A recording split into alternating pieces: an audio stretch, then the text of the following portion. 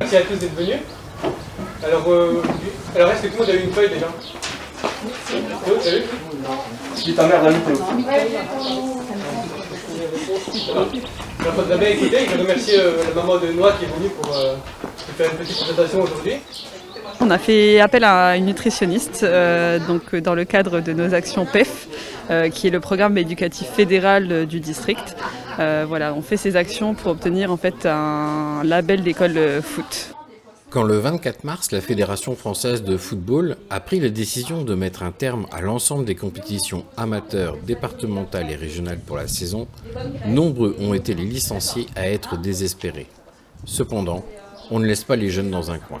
C'est une journée un peu spéciale parce qu'on a essayé d'amener la nutrition au centre du football, au centre du sport, notamment à l'âge des 13 ans, ce qui est très important pour leur métabolisme et leur future carrière, on espère, et d'allier en fait la nutrition avec les performances footballistiques, c'est que un plus pour eux.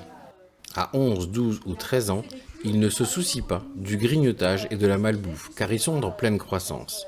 À l'heure où leur alimentation doit être en adéquation avec leur vie sportive, sont-ils vraiment une bonne cible à cet âge-là pour comprendre ce qu'est la micronutrition ? Je pense qu'ils ne sont clairement pas encore assez mûrs pour pouvoir avoir une approche directe avec la micronutrition. Par contre, il faut leur présenter, il faut leur montrer, il faut les éduquer clairement sur les choses les plus importantes de leur nutrition. Il faut qu'ils comprennent comment eux-mêmes doivent créer leur assiette en fait. Vers quel aliment je me tourne pour avoir le maximum de vitamines, etc.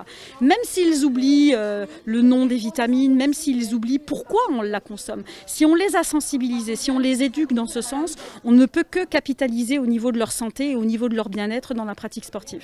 Les parents et les jeunes ont été nombreux à s'être déplacés pour cette formation qui a duré 2 heures, pleine d'astuces et de bon sens.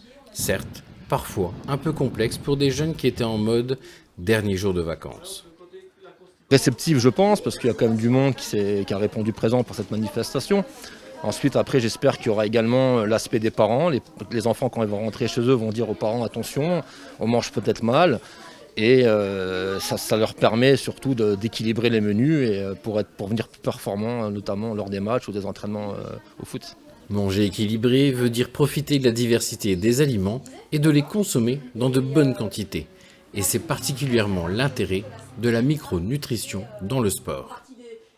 Le corps est une énorme usine à combustion qui va utiliser pas que du sucre pour faire fonctionner ses muscles et avancer. C'est une histoire de synergie complète entre les acides aminés, les oligo-éléments.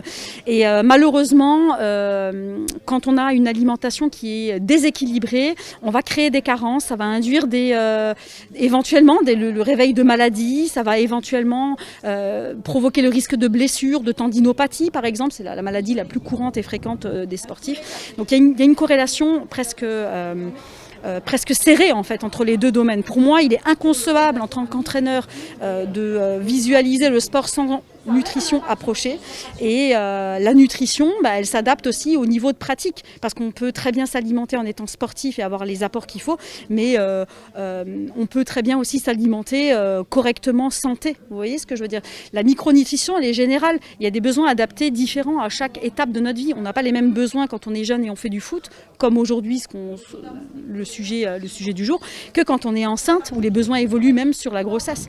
Donc il y a vraiment une corrélation entre la micronutrition et tous les stades de notre vie, j'ai envie de vous dire. Et pour terminer, qu'on soit sportif ou pas, notre nutritionniste a un dernier conseil pour tous. Si je peux me permettre de donner un conseil général, c'est consommer local, consommer frais, consommer coloré et le moins transformé possible.